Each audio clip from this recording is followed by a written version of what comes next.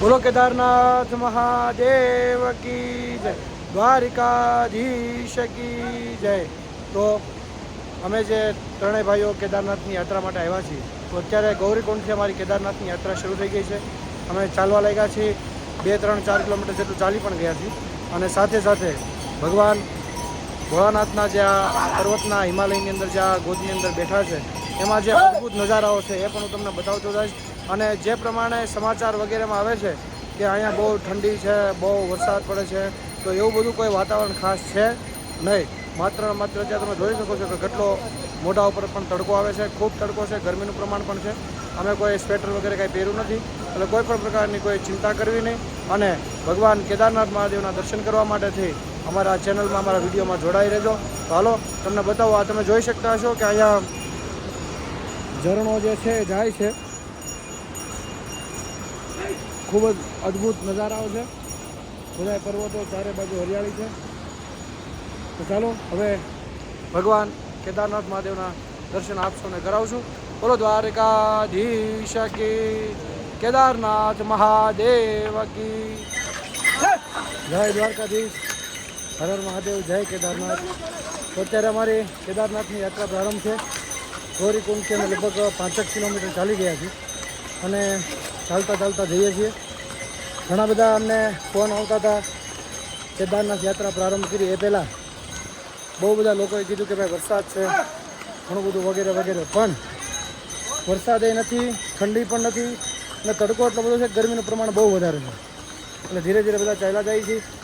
અને અહીંયા હવામાન થોડુંક પતલું હોય, જે હવા છે થોડીક પતલી હોય, એના માટે ઓક્સિજનમાં થોડુંક તકલીફ પડે। આપ તમે જોતા હશો કે ચાલતા ચાલતા બોલવામાં પણ તકલીફ પડે। બાકી ભગવાન કેદારનાથ મહાદેવના સ્વર્ગમાં એટલા બધા અદ્ભુત દ્રશ્યો છે, ભગવાનના દર્શન કરવાનું અતિશય મન થયા કરે। આ તમે જોઈ શકો છો, જ્યાં પણ તમારી નજર પહોંચે અહીંયા ઝરણો, અહીંયા પહાડો, આ બાજુની સાઈડમાં ટ્રેકમાં ઝરણા, અને ખૂબ આનંદ આવે છે। તો આ પ્રમાણે કંઈક રસ્તા હોય છે। આ તો હજી ઘણા સારા રસ્તા છે, પણ ઘણી જગ્યાએ તો પાણી હોય, ખચ્ચર ચાલતા હોય, એના કારણે થોડુંક ઉબડ ખાબડ રસ્તા પણ આવે છે। અને ખાસ કર તમે કેદારનાથ જ્યારે ટ્રેકિંગ કરવા માટે, દર્શન કરવા માટે આવો છો, ત્યારે આ એક તો કુદરતી નજારો જુઓ, એવા મસ્ત સરસ મજાના ઝરણા જાય છે। ખાસ તો તમે જ્યારે કેદારનાથ ટ્રેકિંગ કરવા માટે આવો છો, ત્યારે તમારું સ્વાસ્થ્ય સારું રહે, તમને શ્વાસ લેવામાં તકલીફ ન પડે, એના માટે એક બેસ્ટ ઓપ્શન હોય તો એ છે આ ઝરણામાં જાતું પાણી। તમે બિસ્લેરી સોડા લ્યો, અરે બિસ્લેરી પાણીની બોટલ લ્યો, વગેરે લ્યો, એમાં તમને જે સંતુષ્ટિ પ્રાપ્તિ નહીં થાય, પણ તમને ખૂબ શ્વાસ ચડી ગયો હોય અને બધું થયું હોય, તો તમે લોકો આ ઝરણામાંથી વહેતું જે પાણી છે એ પાણી ભરી અને પી લ્યો, એટલે 1 થી 1.5 મિનિટની અંદર તમારો જેટલો પણ તમને શ્વાસ ચડ્યો હોય, ધમો ચડી ગયો હોય, બધો જ શ્વાસ ઉતરી જાય। અને સાથે સાથે બીજું કે આ જે ઝરણાનું પાણી તમે જુઓ છો, આ ઝરણાનું પાણી બધું આ હિમાલયના પર્વતમાંથી વહેતું આવે છે। અને અનેક પ્રકારની આ હિમાલયની અંદર જડીબુટ્ટીઓ રહેલી છે।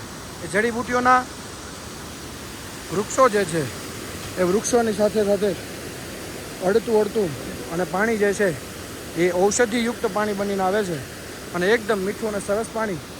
એ પાણી એક વખત તમે પી લો એટલે તમારું જે શ્વાસ ચડ્યો હોય, તમને ચાલવામાં તકલીફ પડતી હોય, અતિશય તમને ગરમી થઈ ગઈ હોય, બધું જ જે છે દૂર કરી દે છે જ્યારે આવો। અને બીજું એક કે તમે જ્યારે પણ આવો છો ત્યારે તમારે કપૂર અને લવિંગ આ બંને વસ્તુ લાવવાની છે। આશા કાપડની અંદર આ કપૂર અને લવિંગ જે છે એની પોટલી બાંધી અને તમારે લોકોએ જે છે એને થોડી વાર સૂંઘી લેવાનું છે।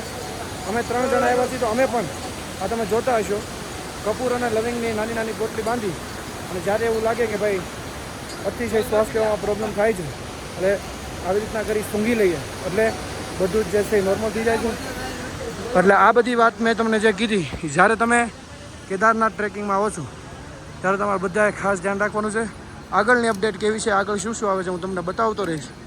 ત્યાં સુધી બધા જ ભક્તો જે છે એ મહાદેવ ભક્તિ દર્શન યુટ્યુબ ચેનલના માધ્યમથી તમે નિહાળતા રહેજો. હું તમને બધું જ બતાવતો જઈશ કે અહીંયા શું શું સગવડ જરૂર પડે છે, કઈ કઈ વસ્તુને કેવી કેવી તકલીફો પડે છે. જય દ્વારકાધીશ. તો જય દ્વારકાધીશ વાલા ભક્તો, જય બાબા કેદાર. અત્યારે અમે ચાલતા ચાલતા હવે કેદારનાથથી માત્ર ને માત્ર 5 કિલોમીટર દૂર રહ્યા છીએ. અને વિડીયો બનાવવાનું કારણ કે હવે જે વાતાવરણ શરૂ થઈ ગયું છે એ વાતાવરણમાં હવે જે વાદળા બધા છે, વાદળ જે એ વાદળ અત્યાર સુધી તો વાદળ બધા ઉપર હતા ને અમે નીચે આવતા હતા, પણ હવે ટ્રેક કરતાં કરતાં વાદળ જે છે એ અમારા શરીરથી અરસપરસ અડીને જાય છે. તમને બતાવો, આ બધું તમે જોઈ શકો છો. વાદળ વાળો છે બધા, જે હવે વાદળ નીચે છે અને અમે વાદળને અરસપરસ કરી અને ચાલીએ છીએ. એટલે જ્યારે વાદળ તમને પસાર કરે, વાદળ ચાલતું ચાલતું જતું હોય તમારા શરીરથી અરસપરસ થાય એવા સમયે થોડુંક ઠંડી લાગવાનું પ્રમાણ વધે છે. બહુ તો નહીં, પણ આપણે ચાલતા હોય એટલે ગરમીનું કારણ હોય એટલે હવા અરસપરસ થાય એટલે ઠંડી લાગવાની શક્યતાઓ છે, બાકી વધારે કંઈ નહીં. એટલે તમારું ઓઢવાનું, ગરમ કપડાં વગેરે વધારે લાવવું બહુ જ જરૂરી છે. તો જય દ્વારકાધીશ વાલા ભક્તો, જય બાબા કેદારનાથ. તો અત્યારે હવે માત્ર અમારે 3 કિલોમીટર જેટલો જે અંતર છે બાકી રહ્યો છે. અને ચાલતા ચાલતા ગૌરીકુંડથી ચાલતા ચાલતા સવારના અમે એટલા બધા અત્યારે ઊંચા આવી ગયા છીએ કે તમે જોઈ શકો છો કે અમારું સ્તર જે છે ઉપર છે અને વાદળ જે બધા છે એ વાદળ બધાનું જે સ્તર છે એનું હવે સ્તર નીચે જવા લાગ્યું છે. પહેલાં વિડીયોમાં તમે જોયું છે કે વાદળા જે છે બધા ઉપર હતા, પણ હવે જે છે એ વાદળા બધા નીચે જતા રહ્યા છે. અને વાદળાના લેવલ કરતાં જેની પેલી રહે છે એને કરતાં અમે ઘણા બધા ઉપર આવી ગયા છીએ. તમે જુઓ છો ચારે બાજુ નકરા વાદળા જ છે. હજી ઉપર પણ વધારે વાદળા જ બતાવે છે. એટલે જ્યારે આવા વાદળની અંદર જવાનું ઓલું થાય એવા સમયે આપણને જે છે થોડુંક ઠંડીનું પ્રમાણ વધે છે.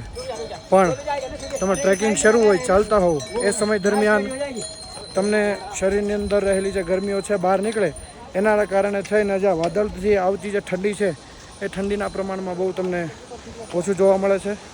એટલે બહુ ખબર નથી પડતી કે ગરમીમાં આટલી બધી ઠંડી ન લાગે. હા, પણ ઉતરતા હોય ત્યારે થોડું વધારે કેવડાવે. આ બાજુ તમે જોઈ શકો છો આ ઝરણા વગેરે. ના કેદારનાથનો એકમાત્ર ટ્રેક એવો છે, ક્યારેક ક્યારેક ચડવાનું આવે, પછી ક્યારેક આવી રીતના ઢાળ જેવું ઉતરવાનું આવે. આવી રીતના ચાલતા ચાલતા જઈએ છીએ.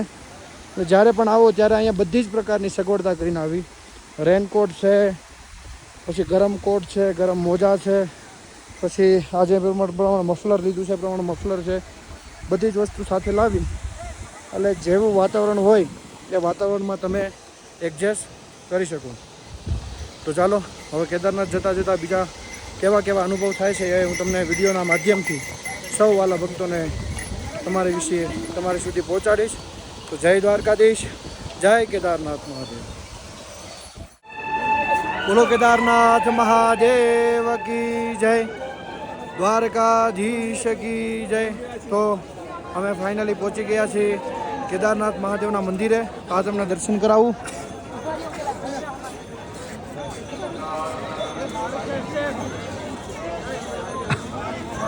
અમે કેદારનાથ મહાદેવના મંદિરે પહોંચી ગયા છે અને એકદમ નિર્વિઘ્ને પરિપૂર્ણ અમારી યાત્રા થઈ છે. આ બાજુની સાઈડ તમને બતાવું, આ બાજુનું પાછળમાં ભાગમાં તમને દેખાય છે એ સંપૂર્ણપણે બરફની અંદર ઢંકાયેલા ડુંગરા છે. ઉપરના ભાગમાં થોડો ઘણો સ્નોફોલ એટલે કે બરફ પડેલો છે. અને ચારેય બાજુ તમે જુઓ માત્ર ને માત્ર પ્રકૃતિનો નજારો.